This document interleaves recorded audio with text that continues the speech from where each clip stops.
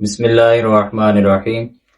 الصلاۃ والسلام علیک یا سیدی یا خاتم النبیین وعلی آلک و اصحابک یا سیدی یا خاتم المعصومین۔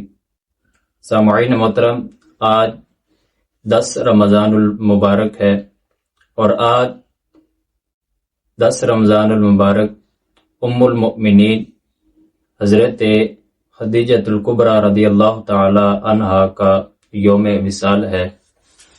سامعین محترم، یوں تو جس ہستی نے حضور علیہ الصلوۃ والسلام کی زیارت کی اور آپ علیہ الصلوۃ والسلام پر ایمان لے کر آئے، ہر ایک کا اپنا اپنا مقام ہے۔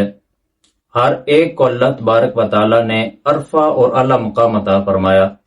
ہر ایک کی شان بلند و بالا ہے، چاہے وہ صحابہ کرام رضوان اللہ تعالی علیہم اجمعین ہوں یا اہل بیت رسول صلی اللہ تعالی علیہ وسلم ہوں یا ازواج رسول صلی اللہ تعالی علیہ وسلم ہوں۔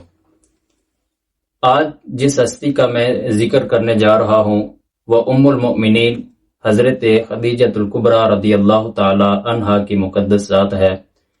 آپ رضی اللہ تعالی عنہا کو اللہ تبارک و تعالی نے بے شمار مقام عطا فرمائے۔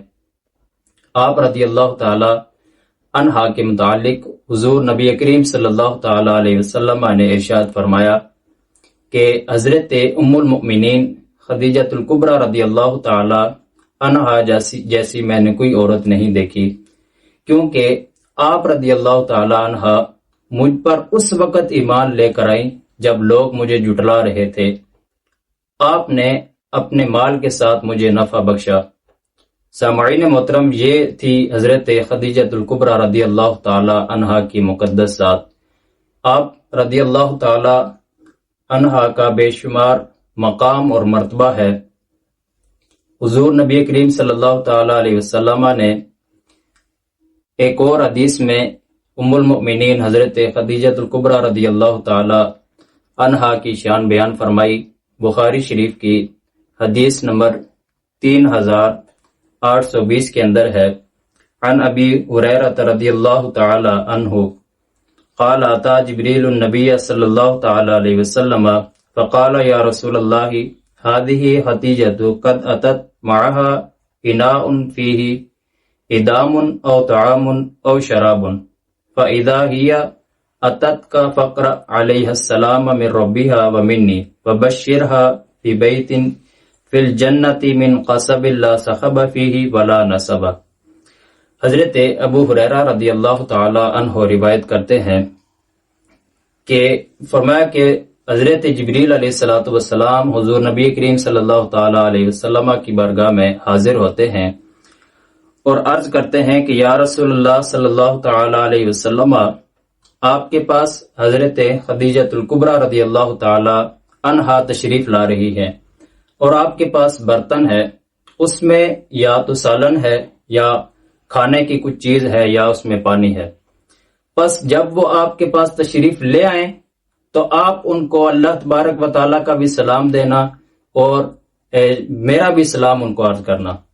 اور ساتھ ہی یہ حضرت جبریل علیہ الصلوۃ والسلام حضور علیہ الصلوۃ والسلام کو عرض کر رہے ہیں کہ یا رسول اللہ صلی اللہ تعالی علیہ وسلم، آپ ام المؤمنین حضرت خدیجۃ الکبریٰ رضی اللہ تعالی عنہا کو اس بات کی خوشخبری دینا کہ آپ کا جنت میں ایک مقام اور ایک گھر ہے کہ جس میں نہ تھکاوٹ ہوگی اور جس میں نہ ہی شور ہوگا۔